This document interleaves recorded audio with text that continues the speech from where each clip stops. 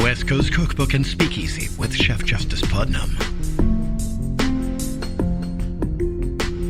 Netrootsradio.com.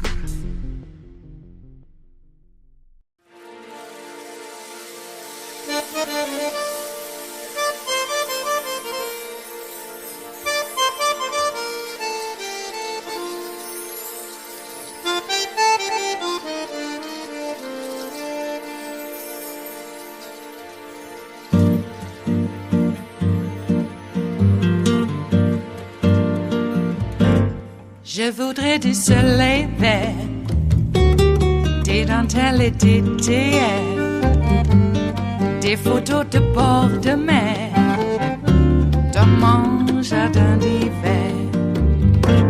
Je voudrais de la lumière, comme en Nouvelle-Angleterre. Je veux changer d'atmosphère, dans mon jardin d'hiver. À fleurs sous la pluie de novembre, tes mains qui courent, je n'en peux plus de t'attendre. Les années passent, il est loin, là je tombe. Nul ne peut nous entendre. Je voudrais du Fred Astaire, revoir un latte. So Glenn, a lot happening down in Florida where Judge Cannon is yet again facing off against Jack Smith's prosecutors. The question that we're facing right now is about the legality of even having a special counsel. And this is, an issue that Judge Cannon is looking into all as a predicate to be able to consider the question of dismissing this case altogether. But she may have actually stepped over the line here and endangered this whole trial on her behalf. Can you talk about what she did that might have been a little too far?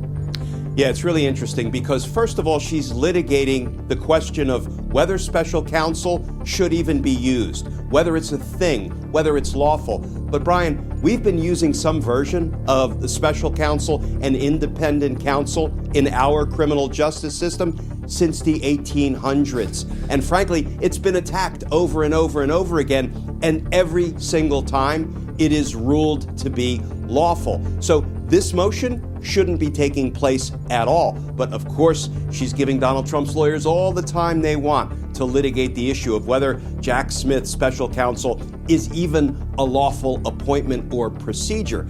So during the course of the argument, she said something that I found pretty alarming. And here's what it does, Brian. It continues to show that her impartiality is open to serious question, which means she should recuse from the case, or there should be a motion to remove her from the case if she won't do it on her own. She got really interested in how Jack Smith's prosecution is being funded. And let me tell you why that's a real problem. It might not jump out to our viewers as a serious problem, but there's this little thing in our constitutional construct of government called separation of powers. Guess what? Judges don't get to tell prosecutors how to do their business, just like they don't get to tell Congress how to do their business, and Congress has constraints about what it can do to control the executive branch or the judicial branch. It's that whole checks and balances thing we have, and a federal judge has absolutely no business inquiring about how the prosecutor is being funded. How much are they getting? How are those decisions made? What are the prosecutorial priorities at play? Brian, in my opinion, that violates the concept of a separation of powers. Federal judges don't get to poke their nose into the prosecution's business that way, but that's what she was doing, and I think it's a tell. It's a tell that she is reaching for anything she thinks she can grab hold of to try to perhaps say, well, I find a real problem with this special counsel appointment, even if generally special counsel have been used, throughout our nation's history. I'm going to look for a reason to sort of delegitimize this one. But a secondary problem is, what is she doing when she even raises these issues? She's giving Donald Trump talking points. particularly in advance of Thursday's debate. You know, her impartiality is so open to question that I hope all of this information is being put in the disqualification bucket by Jack Smith, and maybe he went back to the Department of Justice and started drafting up a motion to remove her. So in this kind of a situation where you have a judge who then dips her toes into something that should be the exclusive prerogative of the executive branch, how could that impact her role in this case? You know, it could lead to her disqualification if it sort of convinced Jack Smith to file the motion to have her removed, and ultimately the appeals court, the 11th Circuit Court of Appeals, deciding that, you know what, she should know better. She doesn't get to sort of look behind the prosecutorial curtain on issues such as funding. And let me just give our viewers a more basic example of how I have had to contend with a judge who was, in my opinion, sort of stepping over that constitutional line, the separation of powers. Every once in a while, judges are enthusiastic about getting a case resolved with a guilty plea. So the judge might say, well, you know, Mr. Kirshner, what plea offer has been made? And I might say, for the sake of sort of ease of reference, well, Your Honor, the defendant is charged with first-degree premeditated murder, and we have extended a second-degree murder plea offer to the defendant, and he rejected it. What does that mean? Well, it means we're going to trial. And the judge might say, well, you know, Mr. Kirshner, I'm urging you to consider a manslaughter plea, which is, you know, far below a second-degree murder plea. And, you know, I really am urging you to consider that, and the signal is clear. He's trying to tell me what plea offer to make. And here's the thing, Brian, that steps over the line because it violates the separation of powers. The judicial branch of government has absolutely no say in the plea offer decisions that the executive branch of government, the prosecutors, make. And I have had these circumstances creep up, and I would have to push back politely, professionally, but let the judge know, listen, it is our considered opinion, talking with the family of the victims and the community and the witnesses in the case, it is our considered opinion that second-degree murder is the appropriate plea offer. In all due respect, the court doesn't really have a role in the government's prosecutorial decisions. That is another version of what I see Judge Cannon wading into, something that she has no business wading into. Now, just to be clear here, this alone, taken unto itself, might not be enough for Jack Smith to seek her recusal, but is it true that when you add this to the rest of the bucket of things that she's done wrong, including, you know, the issues for which she was rebuked initially with the 11th Circuit, her bogus interpretation of the Presidential Records Act that might have led to erroneous jury instructions, her refusal to actually bring this case to trial, even despite the Trump team saying that they wanted August 12th as their selection for a date, you know, the issues go on and on. So whereas taken alone, it might not be enough to warrant removal, could this be added as one small thing in addition to a lot of other small things that could together result in adequate justification for Jack Smith to seek her removal? You know, Brian, you're exactly right. There's a clear pattern that has emerged, and in aggregate, no one thing standing alone would lead to her disqualification, would lead people to reasonably question her impartiality. In aggregate, I think the evidence of her lack of impartiality is strong. You just recited that whole parade of horribles. I mean, bogus jury instructions that she tells the prosecutors, I want you to assume these are correct formulations of law.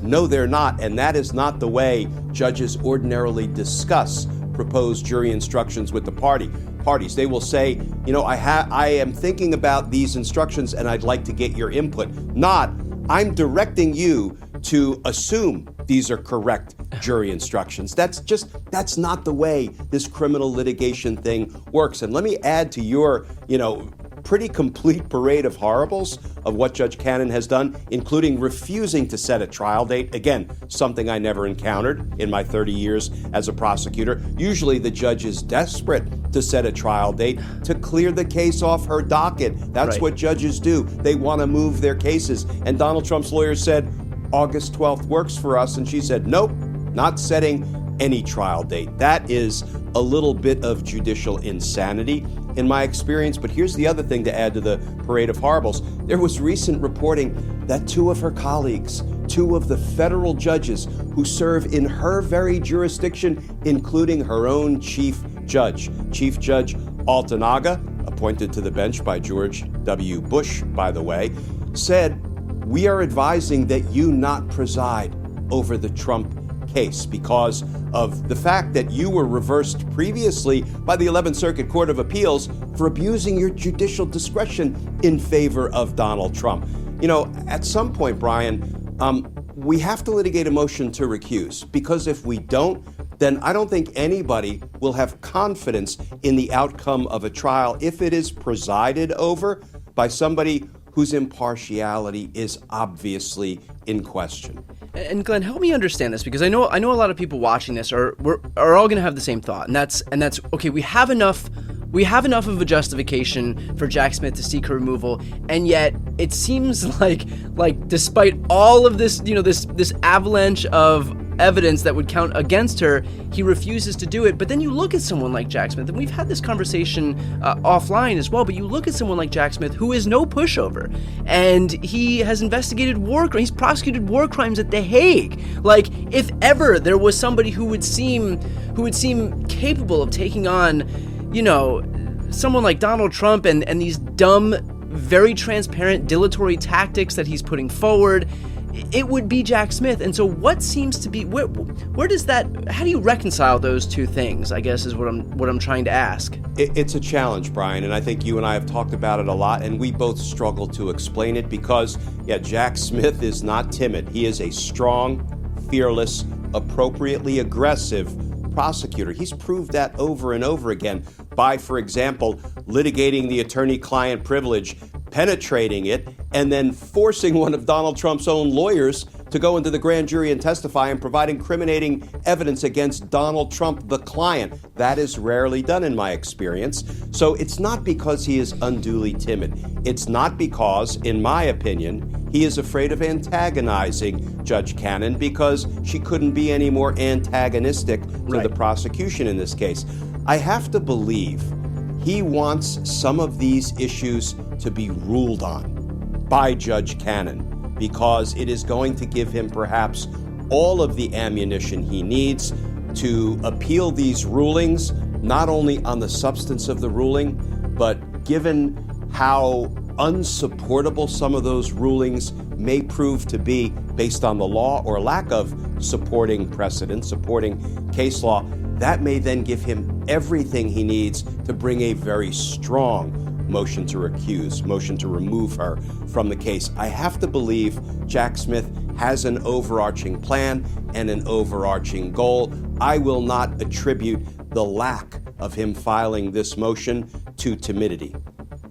And I'm in the same boat, and I think right now what we have to just assume, just if for nothing else than just by virtue of the fact that we have no choice right now, but just to assume that this guy who, again, prosecuted war crimes at The Hague knows what he's doing, that he has some plan, and that he is not just, and that he's not just kind of whistling past the graveyard here. And by the way, it's not like Judge Cannon isn't giving him more and more and more justification to have herself removed at the end of the day. So, we'll keep an eye on this case as it continues to progress, even if it's not progressing nearly as fast as we want it to, but hopefully, again, there is some game plan at the end of this.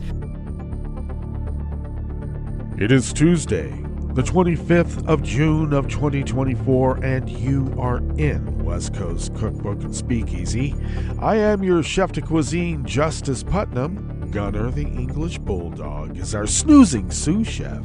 Precious, the little Yorkie, is, well, she's decided to sleep in, so we will be seating you directly for our especially special daily special Tarrytown Chowder Tuesdays, a small scant dash. A mere pinch of hot smoked Hungarian paprika will make all the difference in the world. It always has, and it always will. Because that's how the spice trade works, and it still works. Alrighty. Yes, little Precious looked like she was on the mend yesterday. I wouldn't say she was her puppy self that she had expressed after she had started the medicine regimen that Dr. Dickey put her on. So I still haven't heard the results from the cancer test yet. Gunnar goes in for his rabies shots and his checkup and everything today. So presumably I'll find out if the test results have come back. It's around the time that it would take because it's a rather exhaustive test and complicated, and it takes a little bit more time than some of the more standard tests, which are truly overnight. So all the way from Memphis, because they are a travel hub. And anyway, so she seems, we'll see. Yesterday, well, actually, the night before last, she decided that she was going to eat her dinner about 8 o'clock and kind of like became activated. And then yesterday, more so, she was outside a bit. The cleaners came and cleaned the house, and the gardeners came and mowed the lawn and did their thing. So it was a little hot. It's going to be hotter today, so we'll see. Maybe the East's just not faring well for her, and I got to make sure she's drinking plenty of water. Anyway, that's that, and I suppose why don't we go ahead and spend a little bit more time on the news read and give you a rundown on what we have in store for you here in the Bistro Cafe of West Coast Cookbook and Speakeasy on this fabulous Tarrytown Chowder Tuesdays. Yes, at the top, Cannon did make a major mistake inquiring how much the DOJ is funding the trial. Every crook whines. Oh, they have like unlimited resources. Whoa. Yeah, well, don't do the crime. Government has unlimited resources. Okay. Cannon is acting as if this is something new, and it's an affront to Donald Trump. How could this inequity have lasted so long? I just don't know. Oh, my God. Anyway, moving on, the rest of the menu, the state infant mortality rate rose over 8% in the wake of the Texas abortion ban. We'll get more into it, but some of that infant mortality and maternal mortality as well is going up is because pregnancies that were forced to go to term and then abnormalities that had already been diagnosed in the first weeks, months,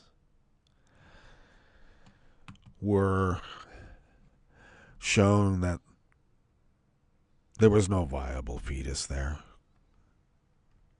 But Texas forced women to do it anyway because it's all about the cruelty.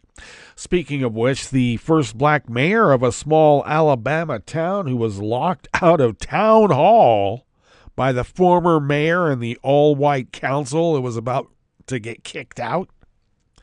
Well, he will return to the role under terms of a proposed settlement agreement. It still has to go before a judge. We'll see. It's Alabama. And civil liberties groups filed a lawsuit to block Louisiana's new unconstitutional law that requires the 10 Commandments to be displayed in every public school classroom. What? Oh, my God.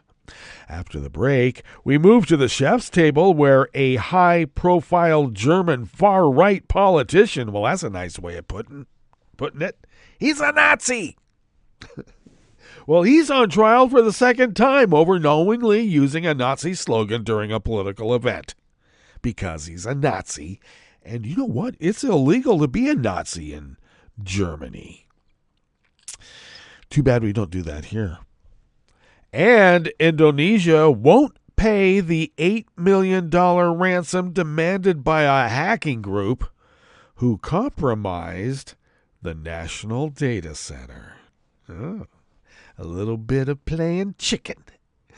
All that and more on West Coast Cookbook and Speakeasy. Bon appetit.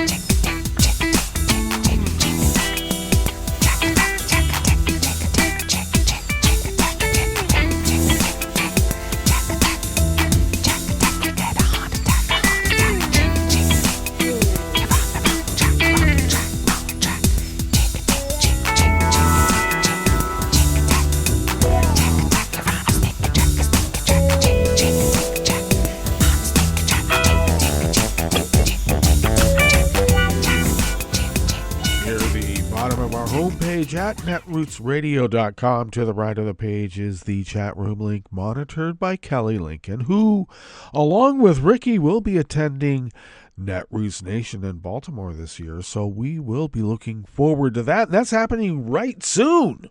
Oh my gosh. Okay, thank you, Kelly, for everything that you're doing. And now if you out there in radio listening land would look across the page, which you're not going to be able to do because it's under construction. We have the button, though. Okay.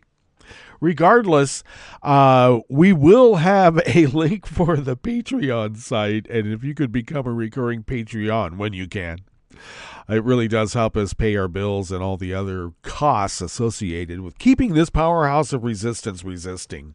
If you could afford to send us when you can and are able what you might spend on an espresso type coffee drink once a month, that really does help us pay those bills. So thank you for those of you who have been so generous, and I can't tell you, it really has helped, and especially lately. So thank you. If you would like to follow Netroots Radio on the social medias, you can do so at Netroots Radio. Tom takes care of that, and he's reconstructing our new homepage. Moved from Just Host to Squarespace, and consolidating things because Google is kind of going out of the hosting business, I believe. Anyway, Tom's hard at work on that, and also our social media presence. And I should mention Kelly does a bit of that too on Facebook and Instagram and a few others. But thank you, Tom, for everything that you do. Those of you out there in radio listening land who would like to follow me on the social medias, do so at Justice Putnam. I post the show notes and links diaries on Daily Co's 10 minutes before showtime. And if you follow me on social media at Justice Putnam, you have pretty quick access to those show notes and links that are on the show notes and links diaries. And therefore you can read the full articles by the actual reporters, which is important. Okay, do it. You can also follow the show on Twitter at Cookbook West, and do please pick up podcasts by way of Spreaker, TuneIn, iHeart, YouTube, iTunes, Audible, really wherever podcasts can be found, because they're everywhere. All right, do it, please. This first offering here in the Bistro Cafe of West Coast Cookbook and Speakeasy is out of the Associated Press by Devi Shastri. In the wake of Texas's abortion ban, the state's infant death rate increased and more died of birth defects. A study published yesterday, Monday, shows the analysis out of Johns Hopkins University is the latest research to find higher infant mortality rates in states with abortion restrictions. The researchers looked at how many infants died before their first birthday after Texas adopted its abortion ban in September of 2021. They compared infant death rates in Texas to those in 28 states, some also with restrictions. The researchers calculated that there were 216 more deaths in Texas than expected between March and December the next year. In Texas, the 2022 mortality rate for infants went up to 8% to 5.75 per 1,000 births compared to a 2% increase in the rest of the U.S. Among causes of deaths, birth defects showed a 23% increase compared to a decrease of about 3% in the rest of the U.S. The Texas law blocks abortions after the detection of cardiac activity, usually 5 or 6 weeks into pregnancy, and I wish they would stop saying that. Those are not heart muscles beating. It's not a heart. Please. That doesn't form until much later. Okay. Anyway, this quivering that they have ascribed to a heartbeat happens well before tests are done to detect fetal abnormalities. So doctors have argued that the law is too restrictive toward women who face pregnancy complications, though the state Supreme Court last month rejected a case that sought to weaken it. Infant deaths are relatively rare, so the team at Johns Hopkins was a bit surprised by the findings. Because of the small numbers, the researchers could not parse out the rates for different populations, for example, to see if rates were rising more for certain races or socioeconomic groups.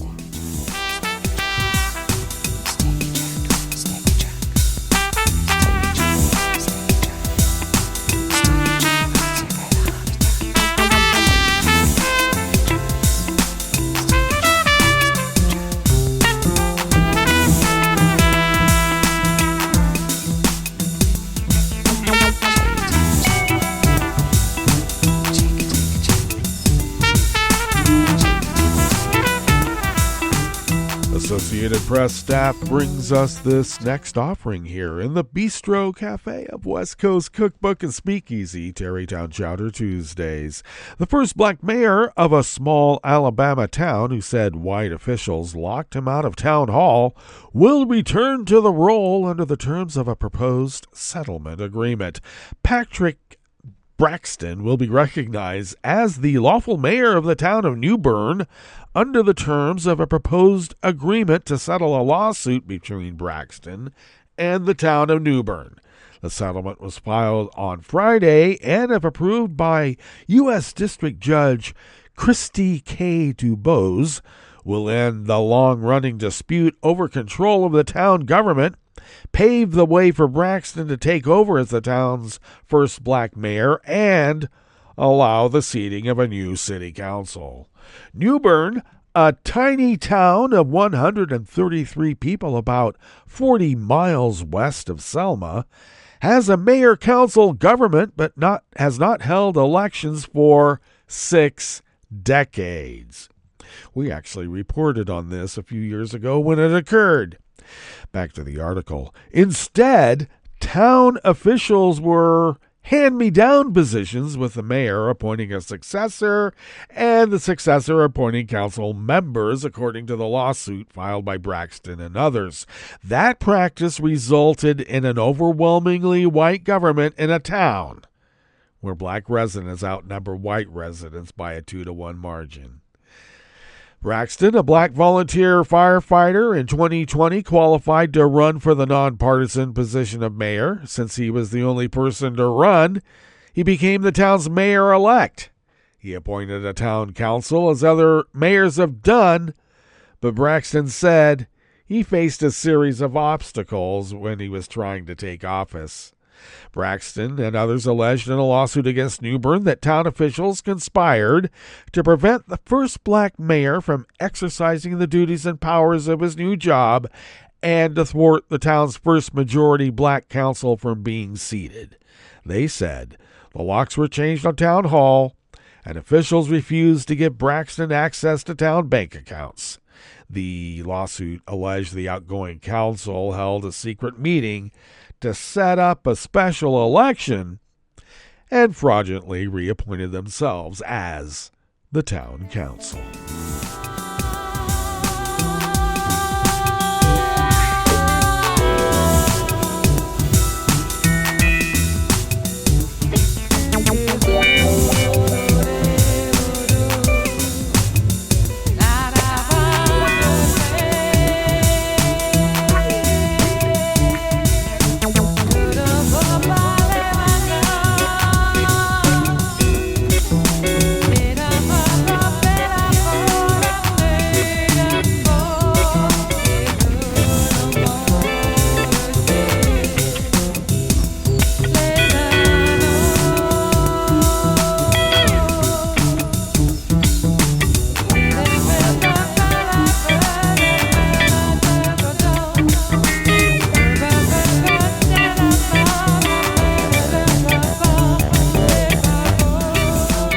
Sarah Klein and Kevin McGill of the Associated Press brings us this final offering here in the Bistro Cafe, part of West Coast Cookbook and Speakeasy, Tarrytown Chowder Tuesdays.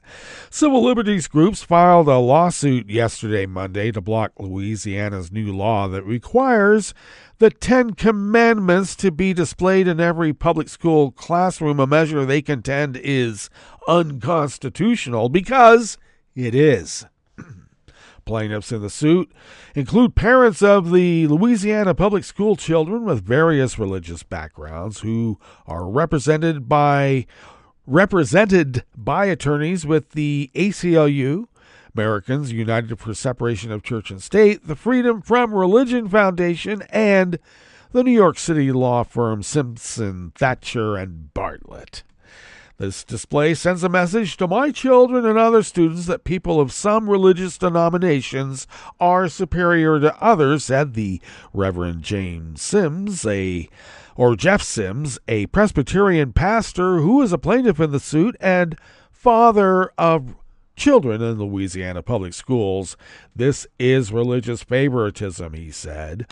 Under the legislation signed into law by Republican Governor Jeff Landry last week, all public K-12 classrooms and state-funded universities will be required to display a poster-sized version of the Ten Commandments in large, easily readable font next year.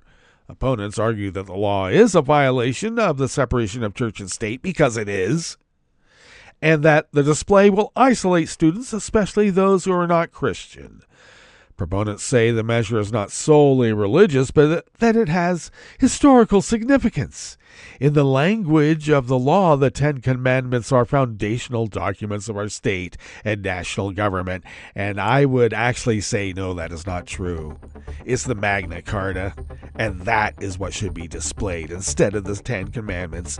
But in my United States of America, the Magna Carta would be displayed in every U.S. school classroom, every place of business, every church, and every home. But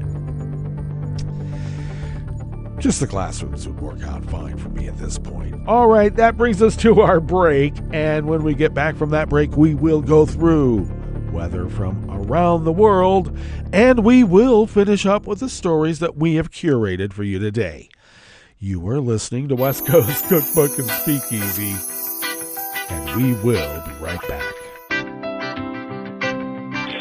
You are listening to netrootsradio.com. Please hang up and try again.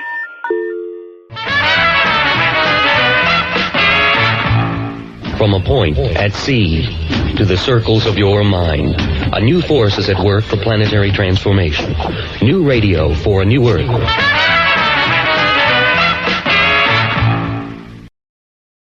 How many books would you say you have?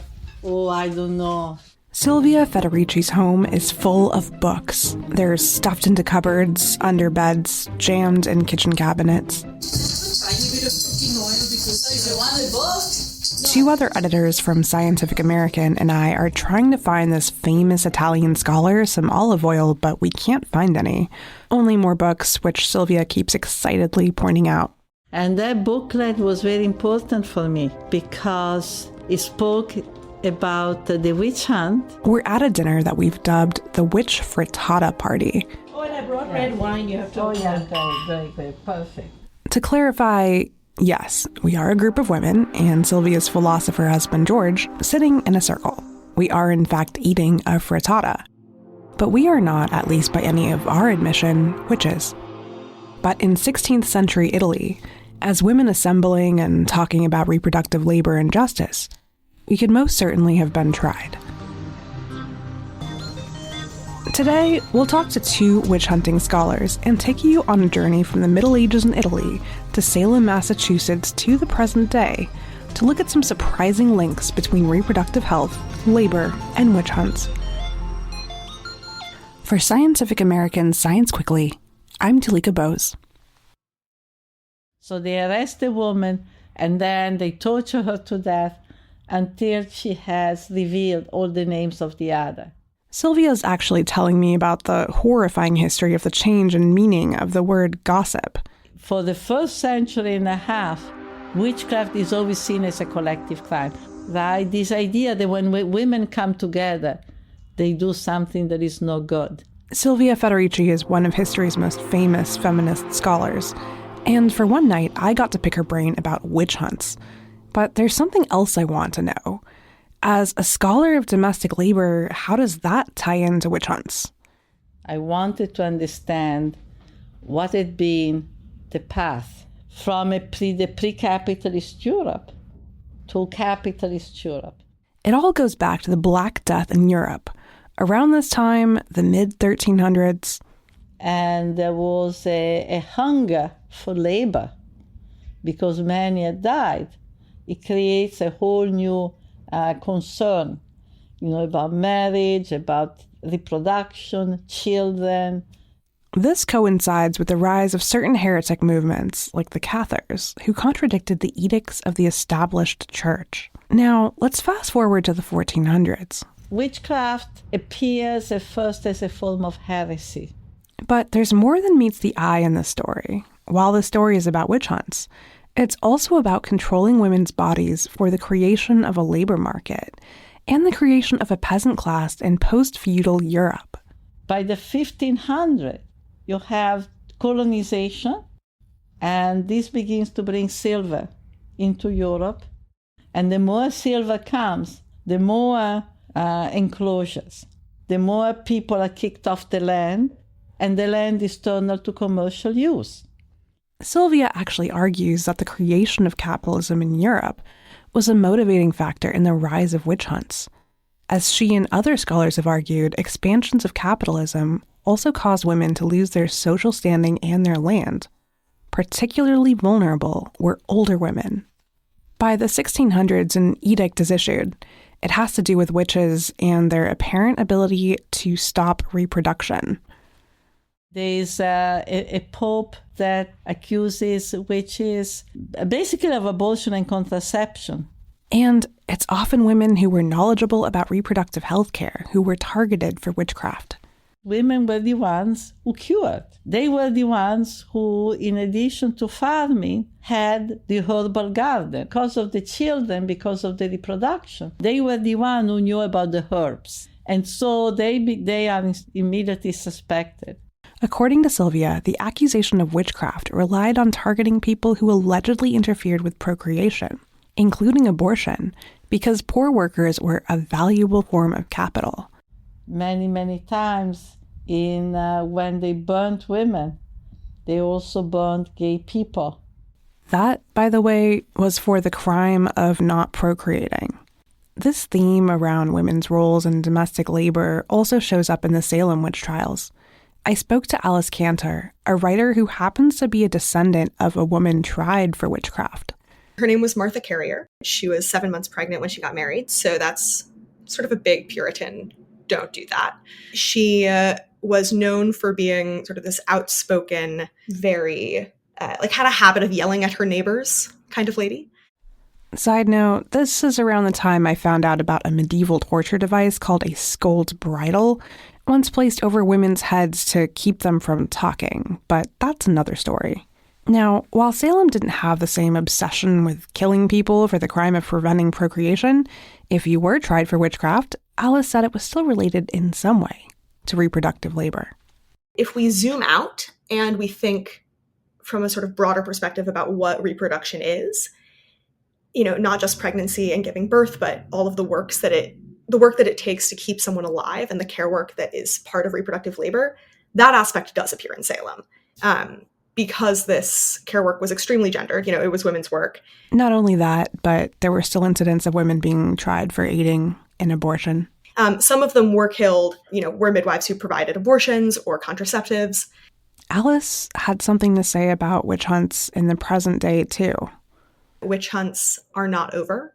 At least 1,000, probably in the low thousands, if people are accused of witchcraft and suffer violence as a result, whether they're killed, tortured, expelled from their homes, or ostracized in the present. You can read more about modern witch hunts in a new Scientific American article by Alice Cantor and Silvia Federici. There's a lot we can take away from a historical study of witch hunts, especially in our current climate, but I'll leave you with something that Alice said. The witch hunts of the past are echoing in the present.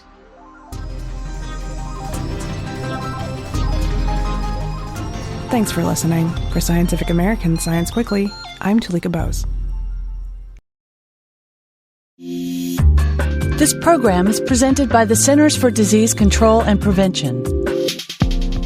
For older adults, optimal aging includes preventing injuries, effectively managing existing chronic conditions, and maintaining physical and cognitive health and social engagement. I'm Dr. Linda Anderson, Director of CDC's Healthy Aging Program.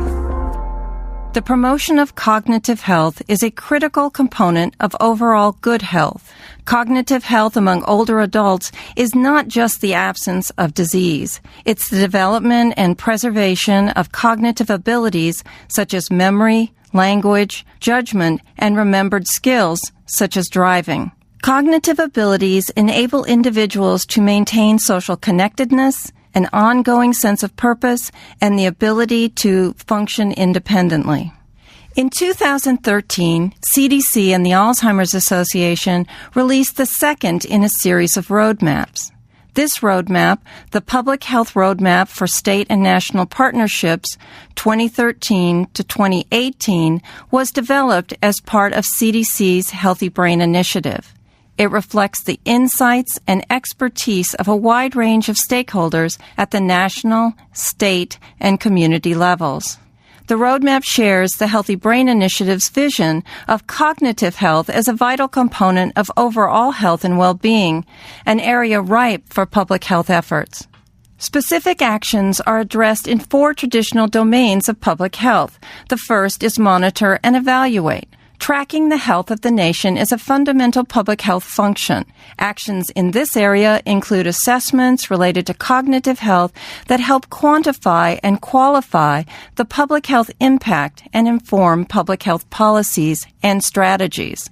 The second domain is educate and empower the nation, which focuses on actions that raise public awareness and improve access to information and resources. The third domain, develop policy and mobilize partnerships, includes actions aimed at ensuring that cognitive health is integrated into a broad spectrum of public health work. The fourth area, assure a competent workforce, focuses on preparing public health professionals to translate current and emerging findings on cognitive health into effective public health practice. This roadmap provides a solid foundation for the public health community to anticipate and respond as new scientific discoveries related to cognitive health emerge. Public health agencies and partners are encouraged to work together on actions that best fit their mission, needs, interests, and capabilities. For more information, please visit cdc.gov/aging/healthybrain. For the most accurate health information, visit www.cdc.gov or call 1-800-CDC-INFO.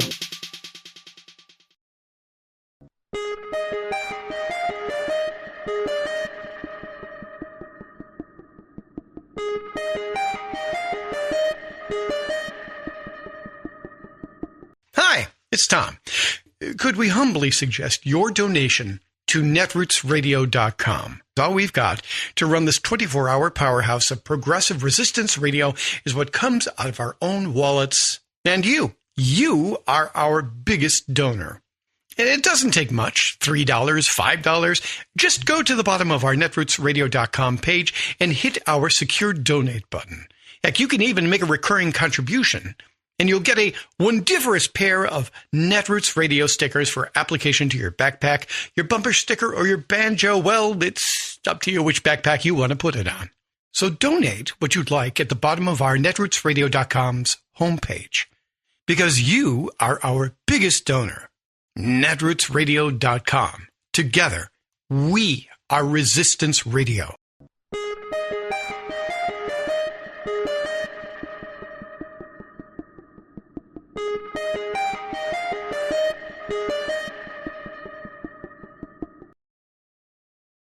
Read the dissent.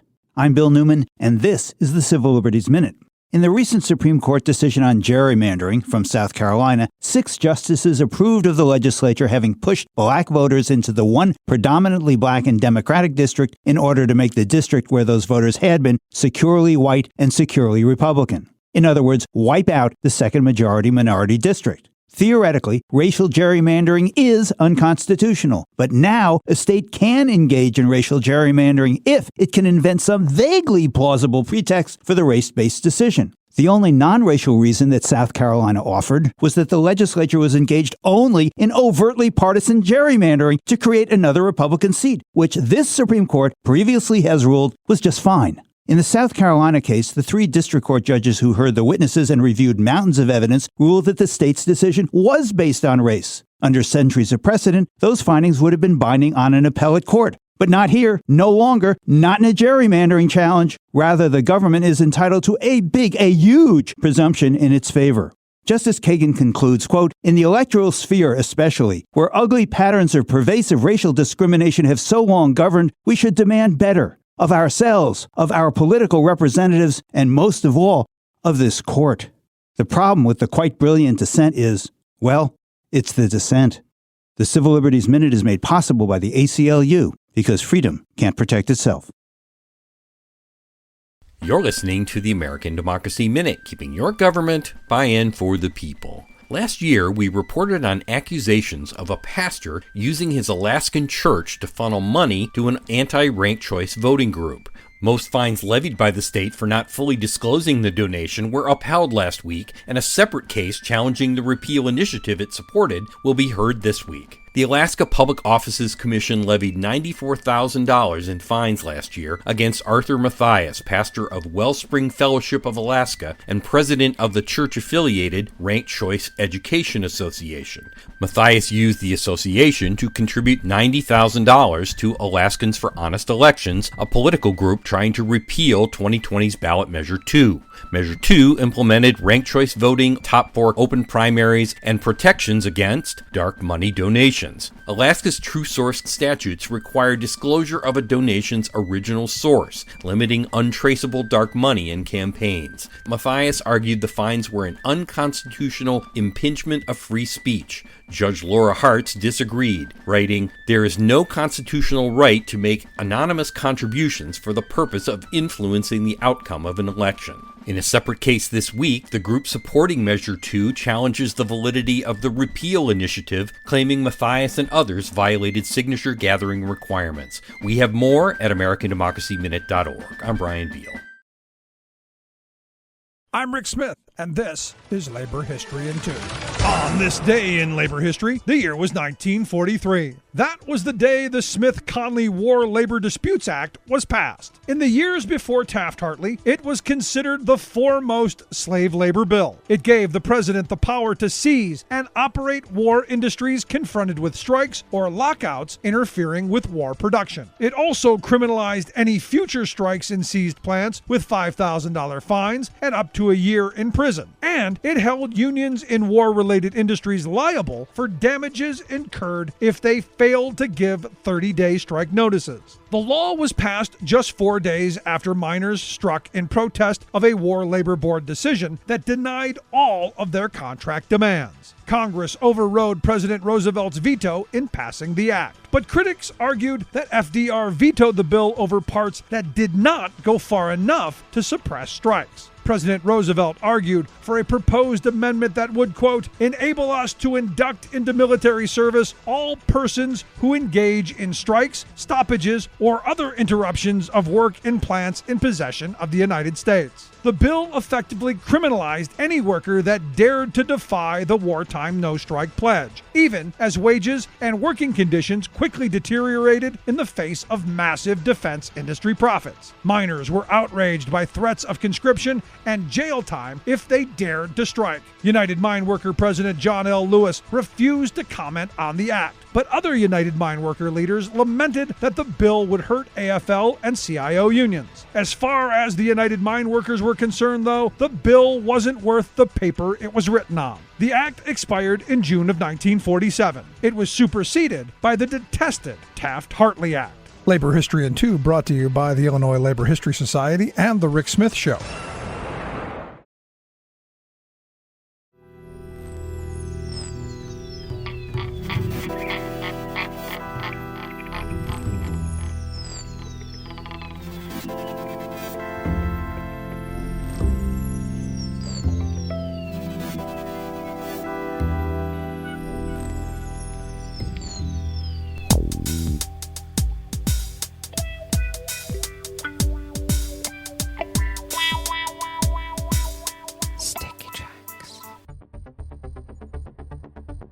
Thank you for accompanying us here to the Chef's Table at West Coast Cookbook and Speakeasy, Tarrytown Chowder Tuesdays.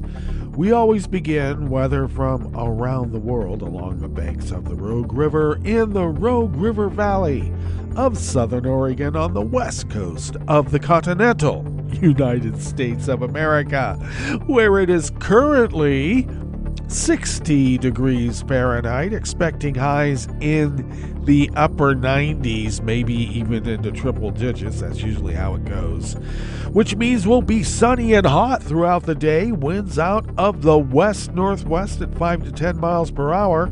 Clear to partly cloudy overnight with lows in the mid to upper 50s. Winds out of the west-northwest at 5 to 10 miles per hour. And then a bit cooler tomorrow, hopefully, intervals of clouds and sunshine, with highs expected to be in the low to mid 80s. Maybe. That would be nice. And winds will have picked up out of the west-northwest at 10 to 15 miles per hour, with gusts much stronger than that. Grass pollen is rated very high in Rogue River proper. The air quality index for the region is in the good range at 19 parts per million. That's very good. And that daytime UV index is very high at level 9, so you know to take care. Barometric pressure is still rising for a little bit more. It's now currently at 29.91 inches. Visibility is up to 9 miles, and relative humidity is at 55%, drying out. Weather from around the world is brought to you by a crowd of crowdsourced weather stations that a crowd crowdsources from around the world, and that is the Weather Underground. London is quite warm for London, 84 degrees and partly cloudy. Paris is 86 and sunny. Rome is 79 and sunny with a thunderstorm advisory. Bagram is 71 and fair. Hong Kong is 79 and cloudy. Tokyo is 81 degrees and partly cloudy. Auckland, New Zealand is 58 and mostly cloudy with lots of wind. San Francisco, California is 60 degrees and partly cloudy. Chicago, Illinois is 72 and cloudy with a small craft advisory. And New York is a sweltering 85 degrees Fahrenheit and sunny. And that is weather from around the world, brought to you by a crowd of crowdsourced weather stations that a crowd crowdsources from around the world.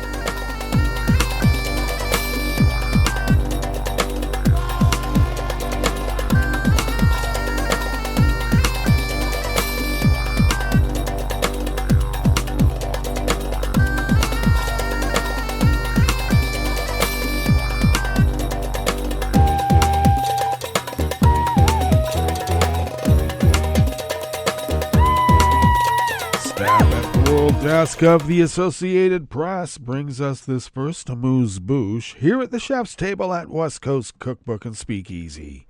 A prominent German far-right politician who plans to run for the governor's job in an eastern state later this year, went on trial for the second time on charges of knowingly using a Nazi slogan at a political event.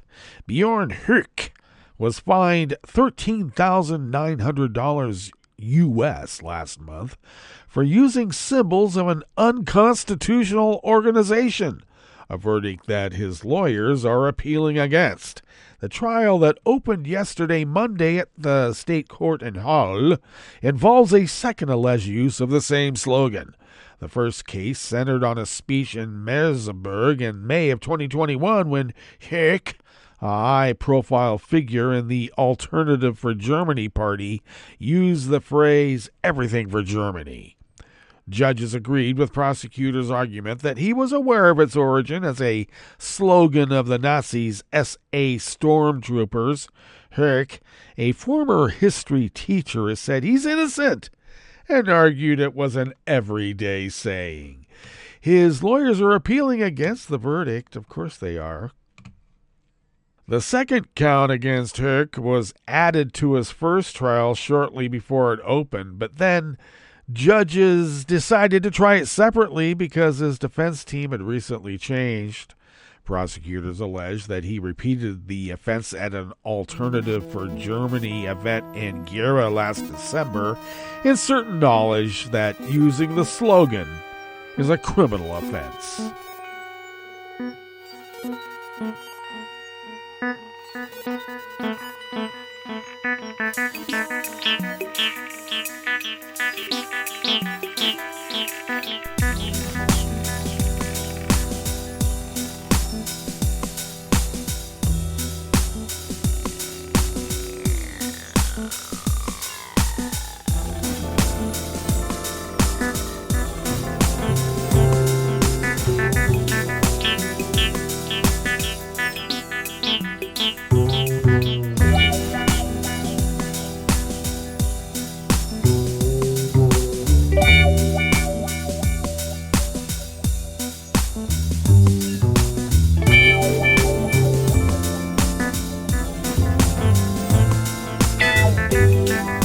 Dunia Carmini of the Associated Press World Desk brings us this final amuse-bouche here at the chef's table at West Coast Cookbook and Speakeasy, Tarrytown Chowder Tuesdays. Indonesia's national data center has been compromised by a hacking group asking for an $8 million ransom that the government will not pay.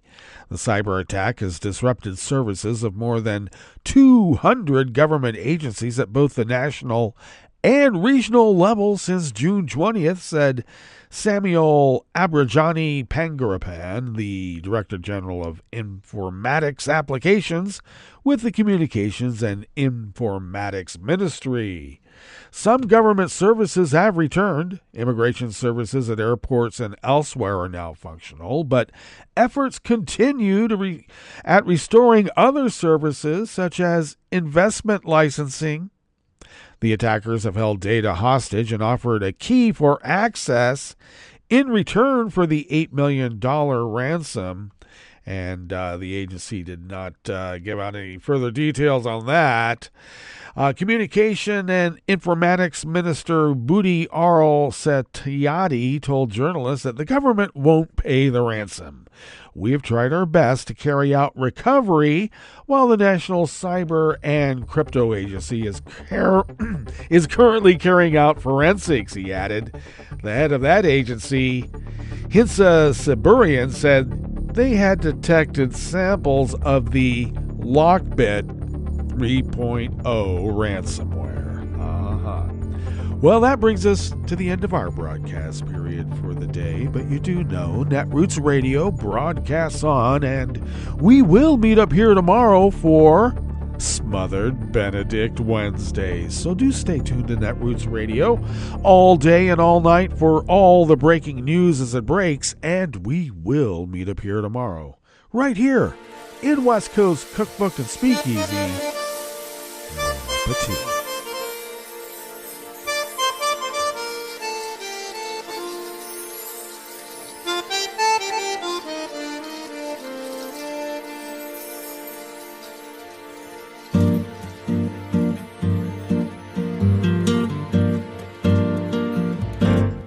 Je voudrais du soleil vert, des dentelles et des théières, des photos de bord de mer, dans mon jardin d'hiver.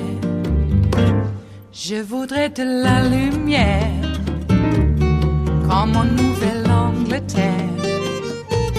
Je veux changer d'atmosphère, dans mon jardin d'hiver.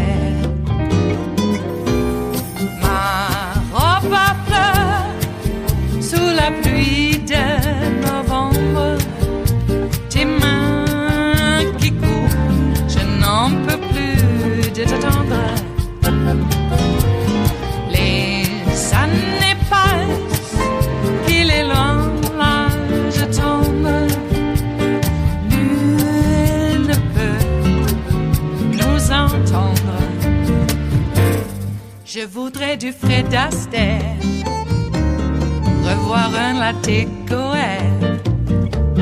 Je voudrais toujours te plaire, dans mon jardin d'hiver. Je veux déjeuner par terre, comme au long de golfe clair, t'embrasser les yeux ouverts, dans mon jardin d'hiver. Ma robe à fleurs, sous la pluie de novembre, tes mains qui courent, je n'en peux plus de t'attendre. Les années passent, il est loin, là je tombe. Nul ne peut nous entendre. Ba-da-da-dum-di-da-dum, ba-da-da-dum-di-da-dum, ba-da-da-dum-di-da-dum, dans mon jardin d'hiver. Ba-da-da-dum-di-da-dum, ba-da-da-dum-di-da-dum, ba-da-da-dum-di-da-dum, dans mon jardin d'hiver. Dans mon jardin d'hiver, dans mon jardin d'hiver.